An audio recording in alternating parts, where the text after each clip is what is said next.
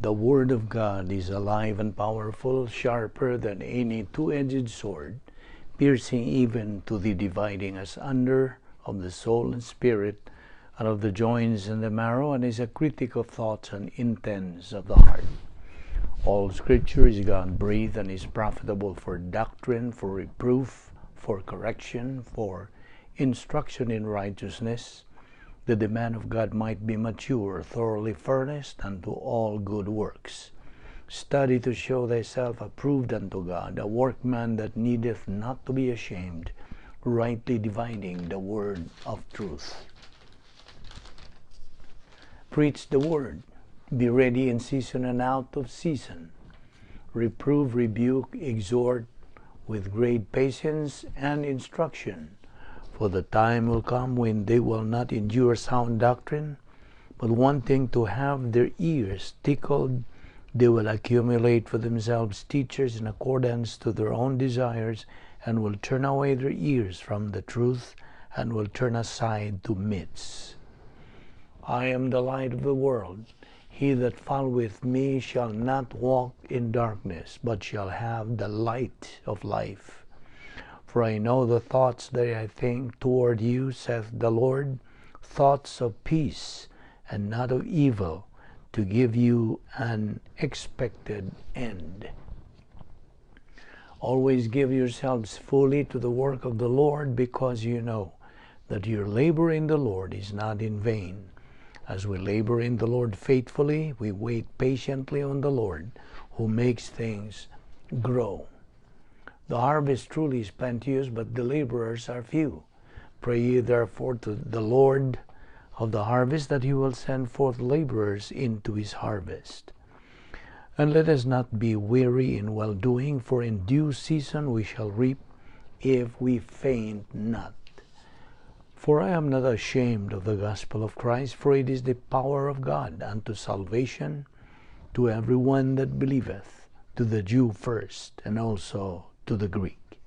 For therein is the righteousness of God revealed from faith to faith, as it is written, the just shall live by faith. Your word is a lamp unto my feet, and a light unto my path. And the gospel must first be preached to all the nations. And my people who are called by my name humble themselves, and pray, and seek my face, and turn from their wicked ways. Then I will hear from heaven, will forgive their sin, and will heal their land. My son, do not forget my teaching, but let your heart keep my commandments. For length of days and years of life and peace they will add to you. How happy are those who hear the word of God and obey it. In preparation for our study of the Word of God, the next few moments, ato kining igahin to silent prayer, the objective of which is to make sure that we are filled with the Holy Spirit as we approach the Word of God. Silent prayer gives you the privacy of the priesthood and makes the option of rebound possible if necessary. Og alang kanimo higala nga wala pa ka mo dawat sa kaluwasan, dapit ka, iauhag ka sa pag dawat kang Ginoong Jesucristo, ingon nga imong personal nga manluluwas. Kaya ang pulong sa Dios nagasulti sa mga buhat 16:31, tumuo ka kang Ginoong Jesus ug ikaw maluwas. Busa sa hilom magampo kita.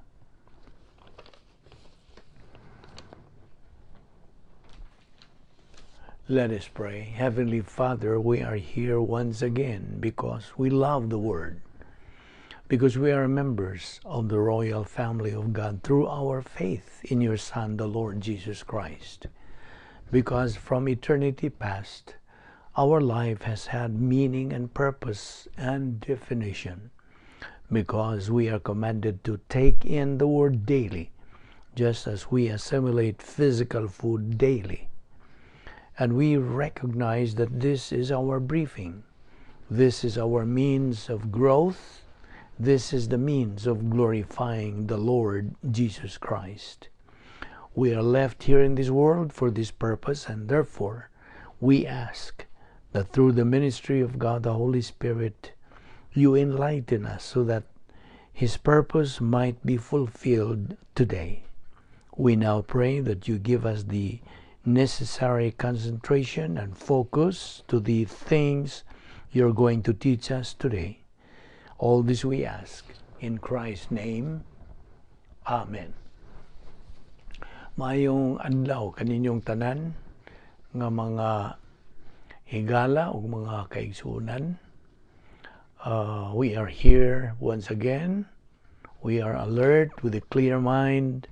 We are alive. We are still breathing. Kining tanan gumikan lamang sa kaluoy, gugma, kortesiya o grasya sa Dios. Dili kita takos niini. Dili kita takos mabuhi pa tungod lamang kini sa grasya sa Dios. Nga iya pa kitang gipabuhi o gihatagan pa kita kay gayunan nga makatuon pa sa iyang mga pulong. Busa atong ipadayon ang atong pagtuon sa pulong sa Dios bahin sa the doctrine of the integrity of God. Una sa tanan. Unsa man gyud ang tuyo sa Dios nga gipabuhi pa man kita? Ang tuyo mao ang atong pag-ila nga naitumong ang atong pagkaaniya dinhi karon sa kalibutan. Although we can dig deeper and see the angelic conflict na away nga espirituhanon behind all of this, apan kinilain nga istorya, that's another study. Ang ato lamang giduputan sa pagtuki mao ang bahin sa integrity of God, ang pagka-masaligan sa Dios. Mao'y hinungdan nga ang Dios nagapahimutang sa tanan. Okay? We have to remember that. Kaya kung mag-imagine lang ka global warming, unya, ug dili ta magtinarong ni atong gipuy ang kalibutan, mga hanaw tang tanan. Ngano? Mas labaw pas Ginoo nga makapahanaw aning tanan. Hinumdumi nga ang kalibutan dili mahanaw. Kung dili mutugot ang Dios, dili kini mahanaw. Okay? Ato naman ning hisgutan last time. Panato lang ning labason sa atong panumduman. Og magbinuang ang taning kalibutan ha, mag-agwanta ta, pero di ta mahanaw. Hangtod mo ingon ang Dios og okay, hanaw. Then mawata. Anabaya po'y paghisgot kini sa Biblia. O that's another story or study. Pero always remember our study regarding that. So, whether the workings of the universe, the principles of the divine establishment, or the work of the cross, giingon diha nga every jot and tittle of God's Word, the Scripture, gibase kini on the attributes or character of God. Mao kanay gibasihan.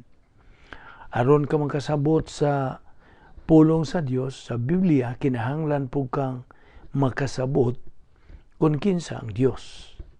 Kaya ang Bible pulong man sa Dios. Ug kung wa ka kaila sa Dios, ug para nimo baliwa ang Dios nan ang iyang pulong kining Bible, baliwa pud nimo baliha. Sabot ka? Now, ang grabe, usa ka magtutuo, if you are a believer in Jesus Christ, if you have been born again by faith alone in Christ, alone ining higayuna, samtang nagpaminaw ka nining atong pagtuon right now, unya gibaliwa nimo ang pulong sa Dios, kana ilhanan nga gibaliwa pud nimo ang Dios. Nainumdum ka ba sa principle? What your attitude towards God's Word is actually your attitude towards God. Okay? Pero Kristohanon ka. You are a Christian, pero baliwa ang Dios sa imuhang kinabuhi. Remember, God is the one who created everything. Siya ang nagbuhat sa tanan. Ug siya ang nagagunit sa tanan. From sustaining the universe to blessing believers, everything that God does is based on the attributes of His essence. Ug anto nang gipakita kining attributes sa iyang essence, ato maning gibahin sa napulo kabuok 10. Ug atong gipaklaro nga ang pagka-Dios sa Dios mao ni gitawag nato og essence niya. Langkob, okay, nagakompose sa napulo. Ato lang ning gigamaan og napulo aron makahatag kini nato sa pagtuo natay katun-an nga maklaruhan kita sa pag-ila kinsa ug unsa man gyud ang Dios.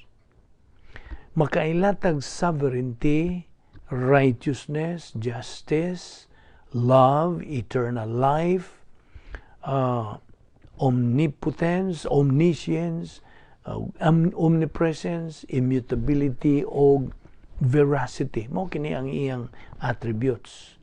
So kining napulo kabuok, mao kini ang nagalangkob sa pagka-Dios sa Dios. And remember, since God is perfect, kining napulo kabuok also are perfect.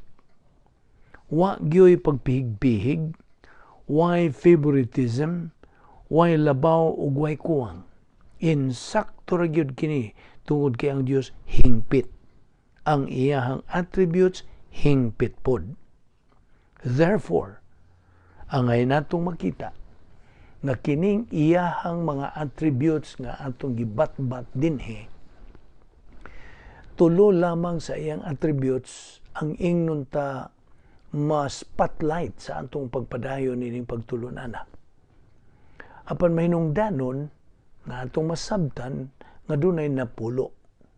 Kay nganuman, bisan kung ang integrity of God will spotlight only 3 of God's attributes, we have to bear in mind nga ang mga attributes of God, by the way, umuingon ganit og essence ang kinatibukan. Umuingon ganit ang attribute kining atong gisgutan. Kadtong gihinganlan nato ganiha.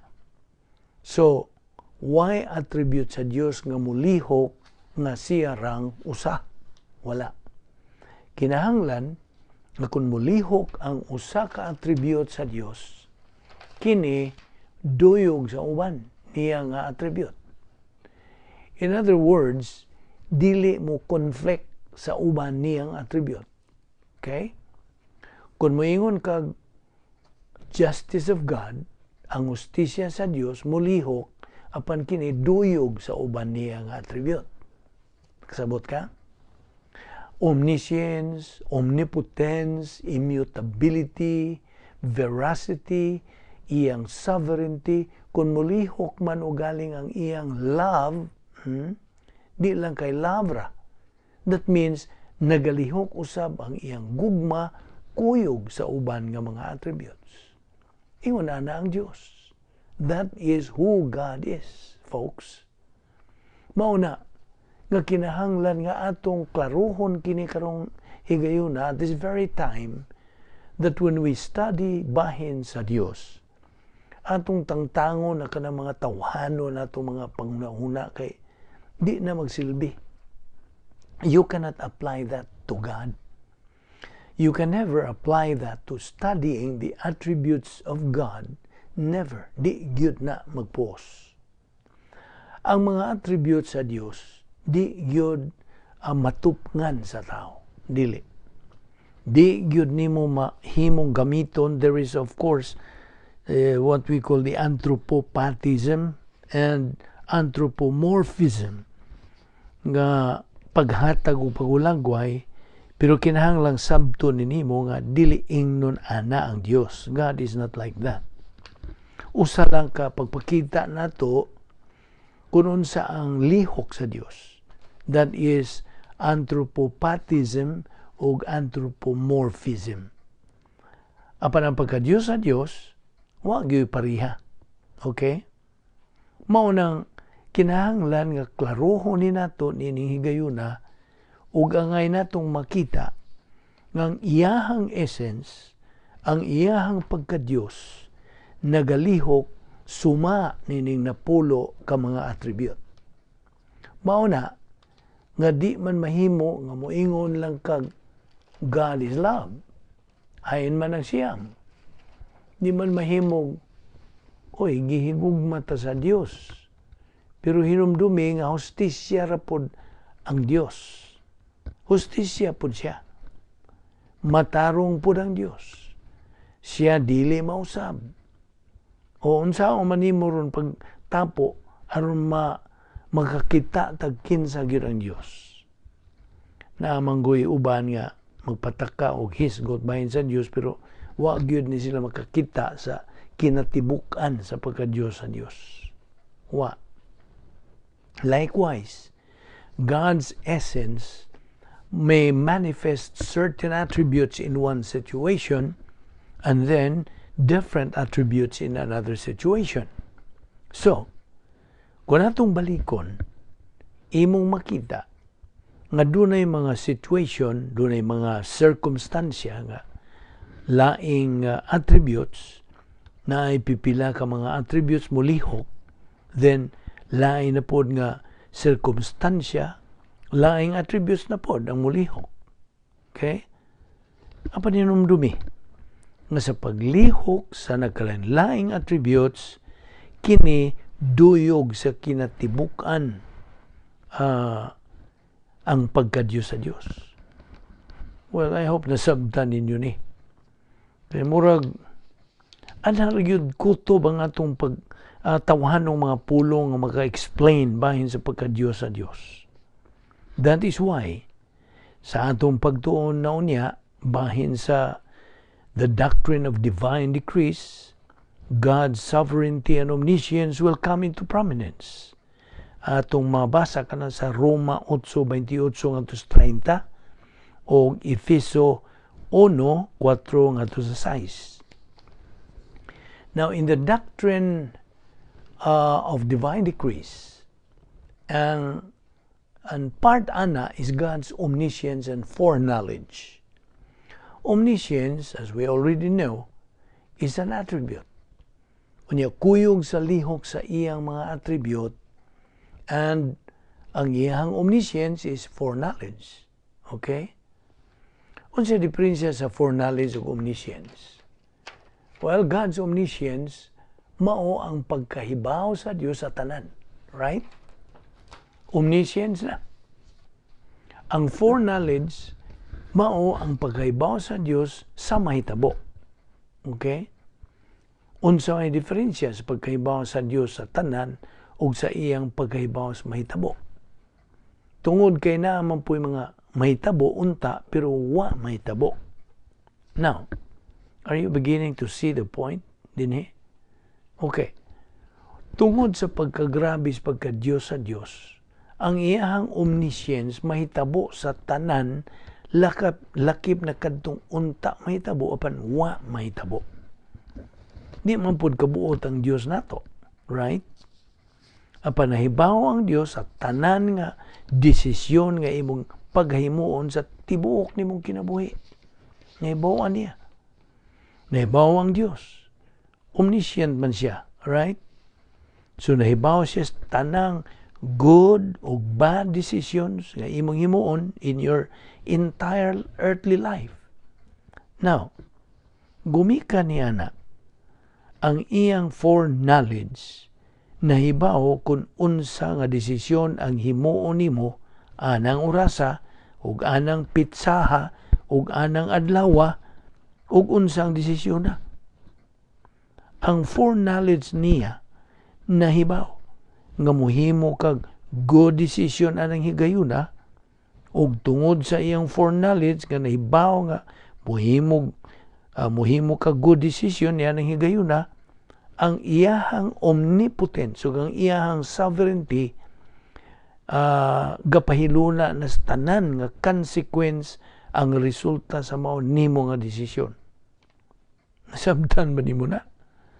Well, atong ginahinay gini kaya masabtan nimo, pero wa niya hilabti ang imong kabubuton. Okay? Ug moingon kag uroy ug wa ko mohimo antong desisyon na. Laing desisyon akong gihimo. Nan ang iyang omniscience na hibaw pud ana. Na kung lain pang desisyon ang imong gihimo, ang pagka-Diyos sa Diyos sa iyang omniscience nahibaw unsay mahitabo nimo. Kita ka mao kana nakita ba nimo na? Kita wa tay ingon ana ang Dios ra. Mo ingon tag uroy ug wa para natong tao. Uroy ug apan para sa Dios. Why uroy ug why uroy nato? Why uroy para sa Dios? Kanamot ka? Everything is para niya ang tanan. Ang mahitabo o ang wa mahitabo para niya na. Why wa?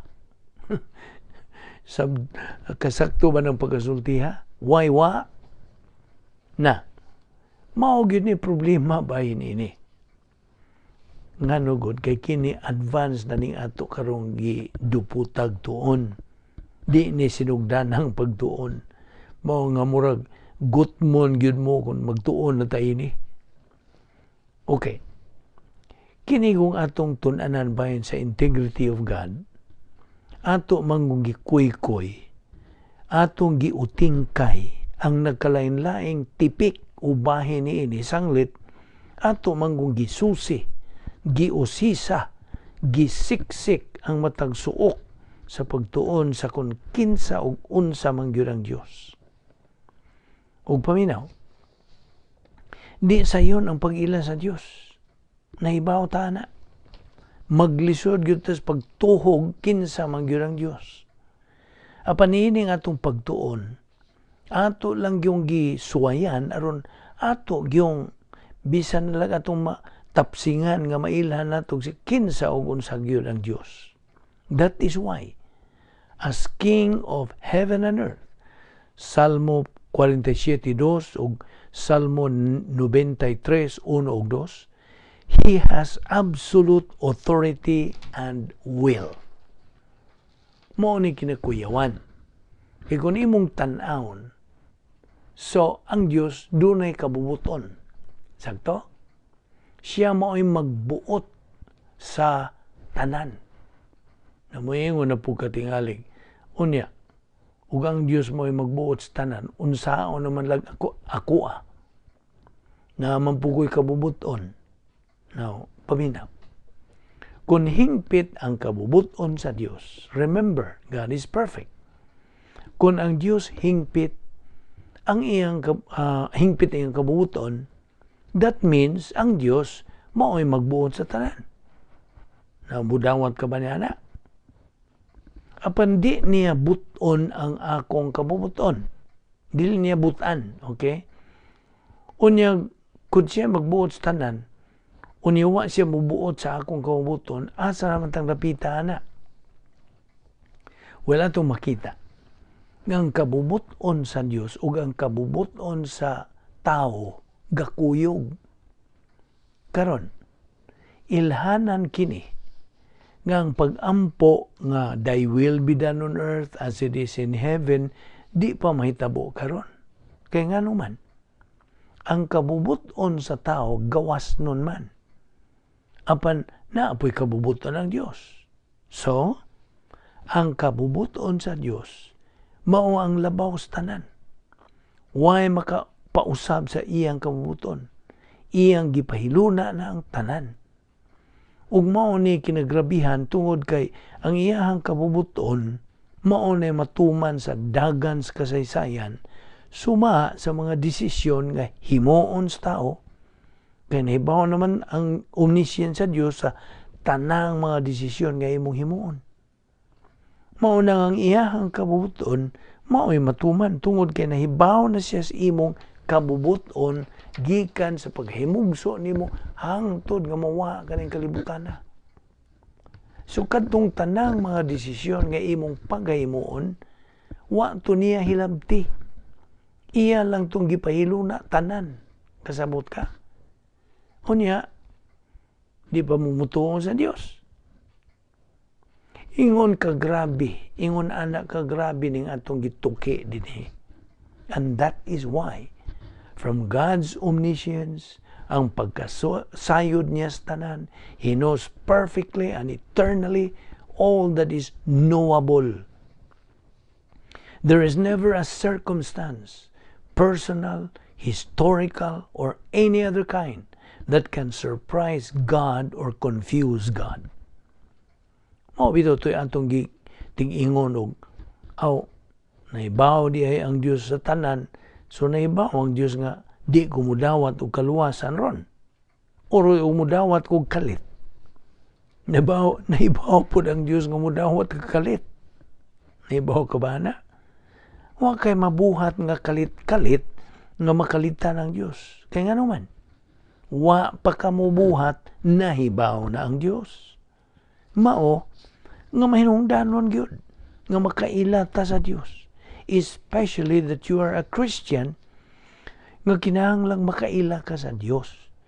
Kaya ang imong pag-ila kaniya, kana mohatag og dugang nimong kasiguruhan. And regardless of any circumstance that comes into your life, kahibaw ka nga ang Dios kahibaw ana. Wa pa na mahitabo, nahibaw na siya nga kana moabot diyan sa imuhang kinabuhi. Sabot? Ang imuha, unsa may imuha? Maghimo ka lang sa, well, at the moment of salvation, ibaw ka sa panahon sa imong pagdawat sa kaluwasan, God imputed His perfect righteousness nganha kanimo. Karon, nagsuloob na ka, anak. Karong galingkod ka diha while listening to this study.